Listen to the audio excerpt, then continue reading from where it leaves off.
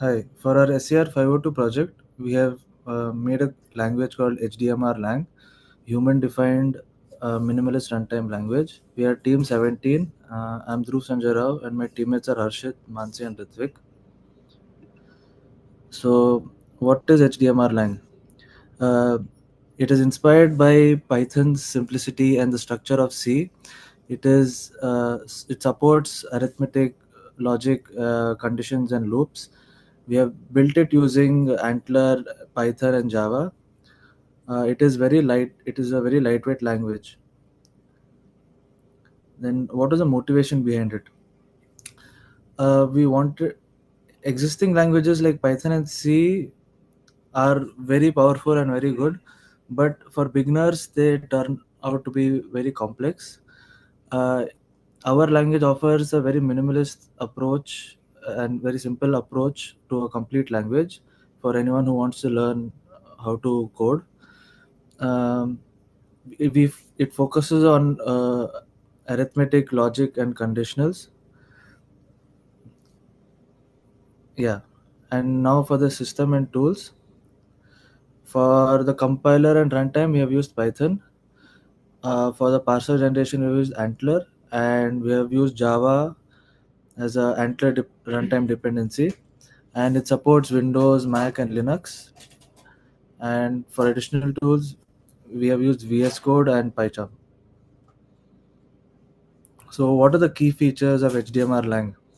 So, it includes all the basic operations that a very simple language may include, such as variable assignments, such as like assigning a variable any value, or arithmetic operations like plus, minus, subtract, divide, like multiplication, division, boolean logic, if like or, not, and conditional statements and loops and print statements. Now on to Harshit for lexical analysis. Hi, I am Ashit. Now I am going to cover it. Basically, the lecture job is to take a raw code and break into a small pieces called tokens. These pieces are the things like numbers, variables, names, and the keywords like if, while, and print. We use Until 4 to build this project, and it follows the grammar we wrote to recognize all these patterns. The lecture run first, and once it done, the parser steps into in and figures out the bigger structures like is it an assignment or a loop and if statement or anything like that. It will separates the bigger statements. If you look at the flow here, it really simplifies. You start with the input and the HTML lecture turns into the tokens. The HTML parser builds the full structure, and in the end you'll get the result.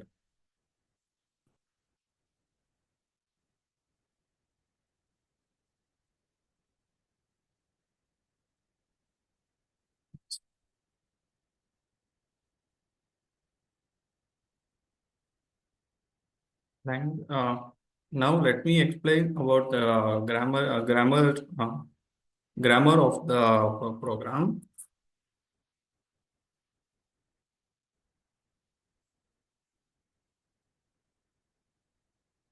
This is the grammar of the program. The grammar lays out complete structure of the HTML language, covering everything from statement and expression to code block. It supports common features like assignments, print, commands, if else, loop, while, and everything. And and it blocks its curly braces. It will block in between the curly braces like this. The expression rules handles math operation, logic, comparisons, and every and even the ternary operations. The lecture picks out pieces like variables, names, ID, and int, float, like that, and keywords like if, while, and print. The parser then fits these pieces together, make sure any HDMR program is properly understood and ready for the next step to the code generation. Now I'll hand over it to the Mansi.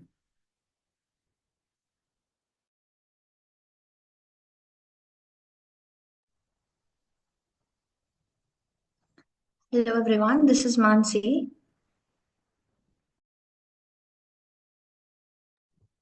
So now I'll be explaining about the compiler, how it works. So the compiler script takes an a .html source file as an input and then first checks if the file exists and whether it's in the correct format.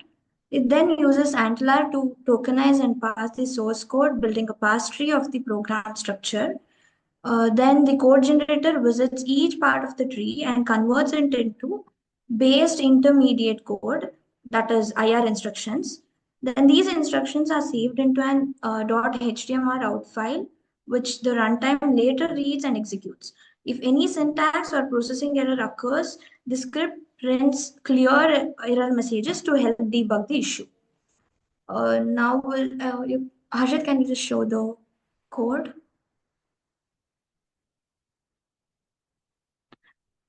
Yeah.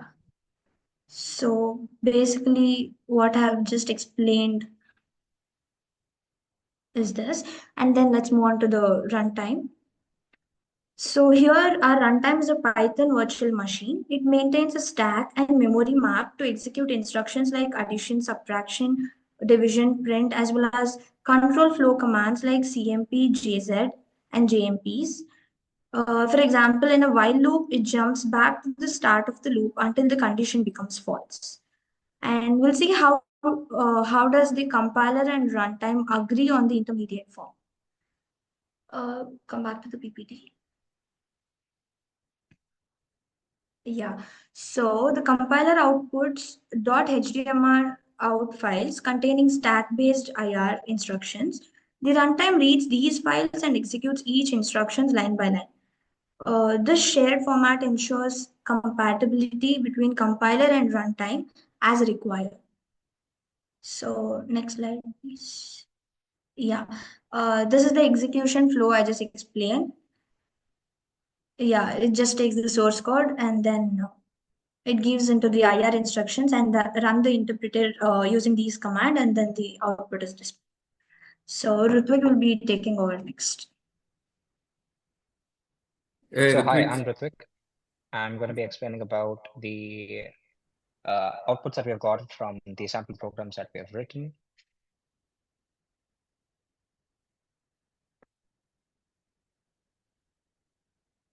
Right then, if you could head to the arithmetic HTML file that is there.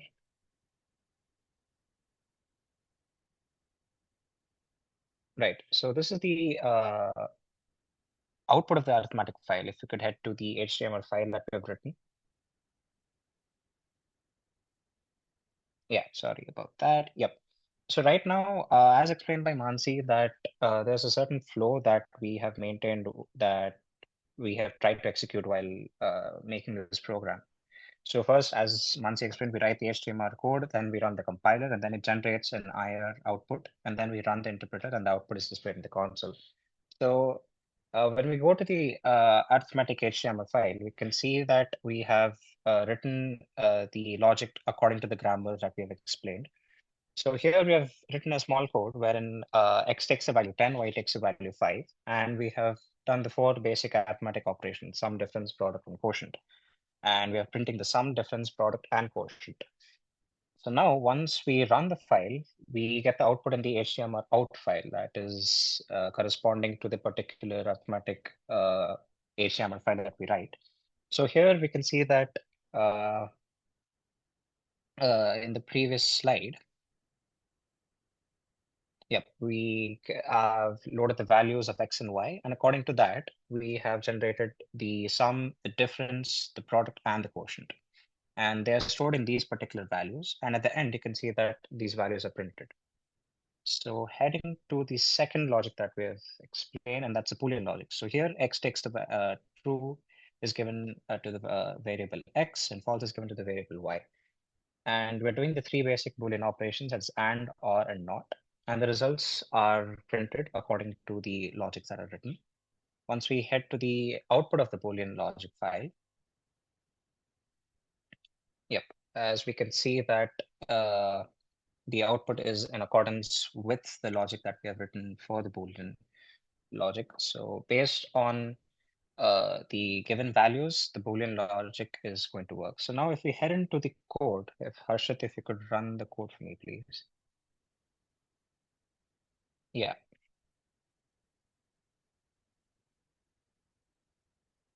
Right, so this is the command that we use to compile the code, and this is for every file that we write.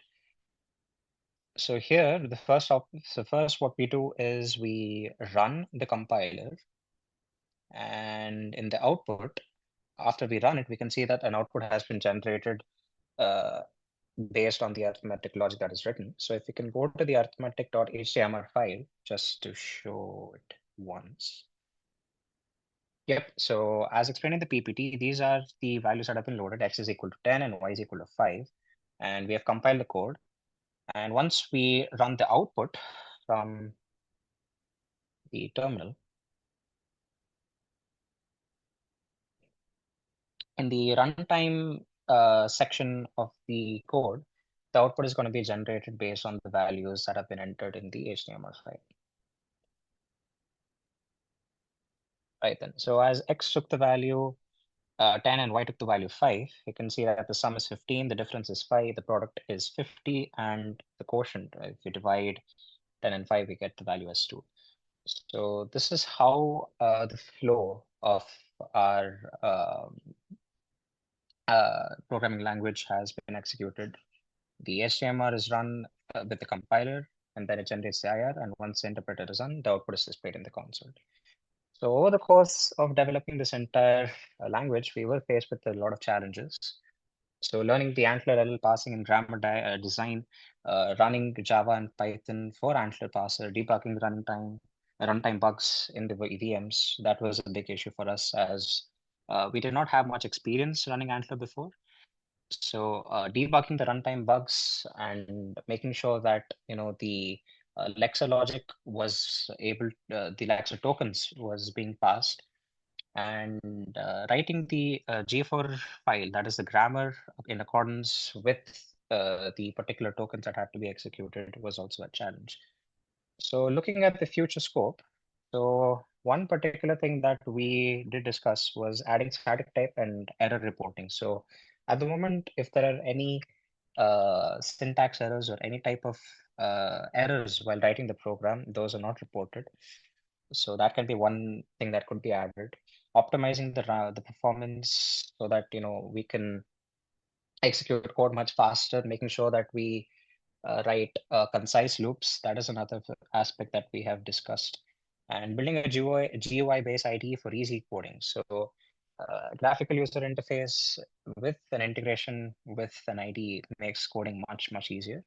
And expanding the documentation with open source and project seeking contributions makes it a whole and concise language that can be used for multiple uses. So these are the areas where we can show a lot of development and research once it's done. So that would be it.